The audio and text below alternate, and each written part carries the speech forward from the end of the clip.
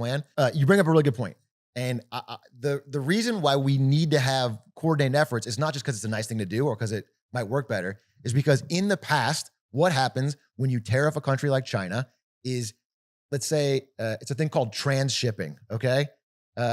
If they're sending goods to America and we put a 50% tariff on them, then usually what happens is they stop sending it from America and they send it to Thailand first or Vietnam first, and they put a bow on it, or they add one little thing, and now it's suddenly made in Thailand or made in Vietnam or made in Mexico. Yeah, the classic example in clothing is that you put literally just the tag on. Yeah. The final tag of the good, and then you send it on from there. And now it's under a Vietnam tariff of 10% instead of 50. And there's no answer to that unless that country's working with you, then this is what's going to happen. Even when they're not working with you. I mean, it's so hard to clamp down on global trade when someone is a better manufacturer. So here's an example. We've had a pretty coordinated global blockade or something on Russia. Sanctions on Russia.